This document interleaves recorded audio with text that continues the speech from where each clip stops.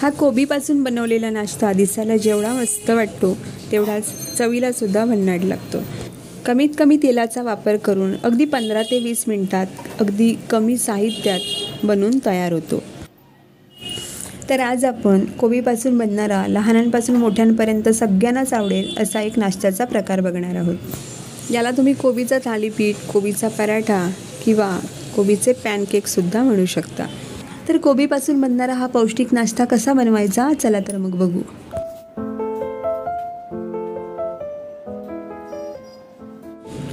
तर सगळ्यात पहिल्यांदा एका भांड्यामध्ये घ्यायचं आहे 1 कप बारीक किसलेला कोबी। कोबी घेताना शक्यतो ताजाच घ्या, कारण बऱ्याच दिवसाचा कोबी असला तर त्याला एक प्रकारचा उग्र वास येतो आणि बनणाऱ्या पदार्थाला सुद्धा त्या पद्धतीचा वास येऊ शकतो। आता कोबीमध्ये घालायची भरपूर सारी बारीक चिरून घेतलेली कोथिंबीर। तर कोथिंबीरीचा वापर या पदार्थामध्ये जास्त करावा। सोबतच घालूयात एक मध्यम आकाराचा बारीक चिरून घेतलेला कांदा। आता घालूयात 2 ते 3 बारीक चिरून घेतलेल्या हिरव्या मिरच्या। लहान मुलं जर तुमच्याकडे असतील तर हिरव्या मिरच्या स्किप करू शकता। 1 टेबलस्पून आलं लसूण किसून घेऊन घातलं, तुम्ही याची पेस्टसुद्धा वापरू शकता। यामध्ये आता काही पावडर मसाले घालू, तर 1 चमचा लाल तिखट घातलेला आहे, पाव चमचा हळद, अर्धा चमचा गरम मसाला, तसंच अर्धा चमचा साठवणीतला मसाला यामध्ये घातलेला आहे। तुमच्याकडे साठवणीतला जो मसाला असेल तो यामध्ये घालू शकता। आता घालूया चवीप्रमाणे मीठ। एवढं साहित्य घातलं की याला आता मिक्स करून घेऊ। तर आता आपल्याला यामध्ये पाणी घालायचं नाही आहे। मिठामुळे जे कोबीला पाणी सुटतं त्यामध्येच आपण हे भिजवून घेणार आहोत। आता पाणी सुटावं म्हणून या मिश्रणाला अशा प्रकारे हाताने चोळून घ्यायचं। तर आता 2 मिनटं हाताने चोळून घेतल्यावर याला पाणी सुटू लागलं आहे। आता बाइंडिंगकरिता यामध्ये बेसन घालायचं आहे। तर 3 ते 4 मोठे चमचे यामध्ये बेसन घालायचं। सोबतच तेवढ्याच प्रमाणात म्हणजेच बेसनाच्याच प्रमाणात आपल्याला यामध्ये गव्हाचं पीठ घालायचं आहे। आता गव्हाच्या पिठाऐवजी तुम्ही तांदळाचं पीठ किंवा कॉर्नफ्लोअर घातलात तरी देखील चालू शकतं। थालीपीठाचा प्रकार म्हटल्यावर आपण कोणत्याही प्रकारची पिठं यामध्ये वापरू शकतो। तर हे बघा, इथे मी हे मिश्रण चांगलं एकजीव करून घेतलं आहे। छान अशी बाइंडिंग आली आहे त्याला। आपण कोबीला सुटलेल्या पाण्यामध्येच हे मिश्रण एकजीव करून घेतलेलं आहे। एक्स्ट्रा पाणी घालण्याची यामध्ये गरज नाही। आता लगेचच थालीपीठं बनवायला घेऊ। त्यासाठी गॅसवर पॅन गरम करत ठेवला। पॅन मध्यम गरम झाला की यावर तेल लावून घ्यायचं। तेल सगळीकडे असं व्यवस्थित पसरवून घेतलं। आता पॅनवरच थोडेसे तीळ भुरभुरवायचे आणि त्यावर थालीपीठ थापून घ्यायचं।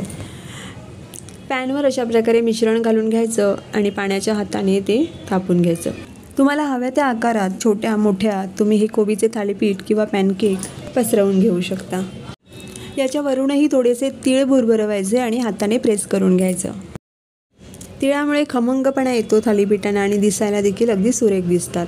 पॅनमध्ये जर तेल कडेला गेलं तर अशा प्रकारे पॅन हलवून तेल थालीपीठाला लावून घ्यायचं। आता ही थालीपीठं किंवा पॅनकेक हवं तसं पसरून घेतल्यानंतर याच्यावर आता झाकण ठेवायचं आणि एकदम लो फ्लेमवर 2 ते 3 मिनटं याला शेकून घ्यायचं। आता 2 ते 3 मिनटानंतर झाकण उघडून बघूयात। वरची बाजू पूर्णपणे कोरडी झाली आहे।